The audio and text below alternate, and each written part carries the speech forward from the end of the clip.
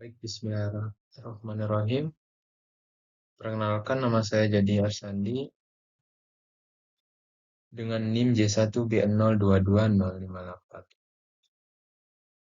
Pada kesempatan kali ini, saya bakalan menjelaskan terkait mesin pembuatan nata de coco dari air kelapa.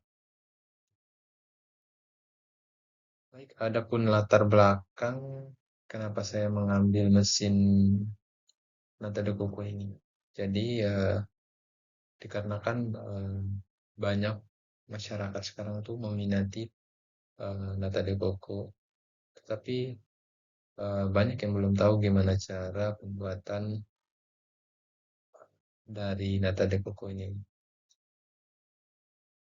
Sebelum itu, saya sedikit menjelaskan terkait apa itu nata de coco. Jadi, nata de coco adalah produk olahan dari air kelapa yang difermentasi dengan bantuan asam asetat. Jadi, asam asetat tersebut diperoleh dari bakteri Acetobacter silinium. Nah, jadi pembahasan mesin yang saya bakal jelaskan yaitu ada tiga macam mesin yaitu pertama mesin pemasak nata de coco, mesin pemotong nata de coco, dan mesin perajang nata de coco. Ini mesin yang pertama yaitu mesin pemasak nata de coco. Jadi mesin ini dirancang khusus untuk membantu proses produksi nata de coco secara efisien dan higienis, yang dimana alat ini memasak air kelapa sebagai bahan fermentasi nata de coco nata. Jadi alat ini dilengkapi dengan kompor dan double jacket untuk menahan panas agar dapat memanfaatkan panas optimum. Selanjutnya yaitu mesin pemotong nata de coco.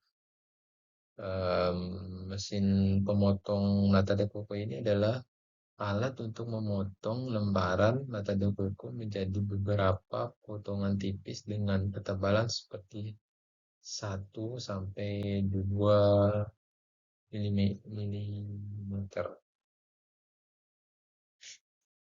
Yang dimana alat ini kan kayak merancang khusus untuk memotong lembaran nata menjadi ukuran yang kayak lebih kecil, biasanya berbentuk kubus dan bentuk lain sesuai dengan kebutuhan yang diinginkan. Mesin ini tuh sangat berguna dalam skala produksi yang lebih besar untuk meningkatkan efisiensi dan konsisten produk sampai akhir. Next yaitu mesin perajang nata de coco. Jadi mesin perajang nata de coco adalah yang digunakan untuk merajang memotong nata de coco dengan ketebalan mulai 3,5 dan sampai 1 mm. Jadi ukuran 3 sampai 5 mm biasanya untuk ukuran yang lebih kecil seperti potongan jeli, sementara yang banyak pemakaiannya adalah dengan ukuran 1 cm. Jadi adapun cara kerja mesin pemasak nata de coco itu. Yang pertama itu siapkan air kelapa sebagai bahan fermentasi nata. Yang kedua, memasukkan air kelapa ke dalam mesin pemasak. Dan yang ketiga, nyalakan kompor yang terintegrasi pada mesin.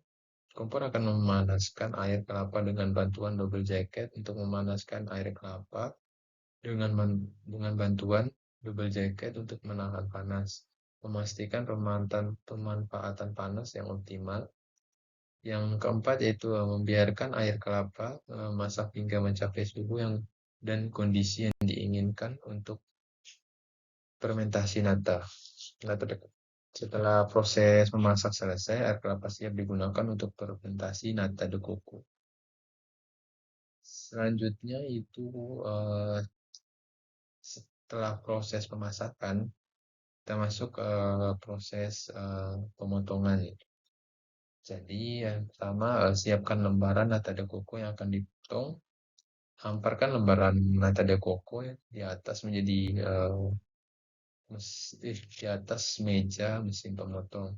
Yang ketiga, atau selanjutnya itu pisau pemotong nata yang berputar secara mendatar akan memotong lembaran nata dekoku menjadi beberapa potongan tipis dengan ketebalan 1 sampai 2 mm. Selanjutnya atau yang terakhir itu potongan tipis nata dekoku siap untuk diproses selanjutnya atau langsung dikonsumsi. Next, adapun cara kerja dari mesin perajang nata de coco itu yang pertama siapkan lembaran nata de coco yang akan dirajang. Sebenarnya hampir mirip dengan yang kedua tadi.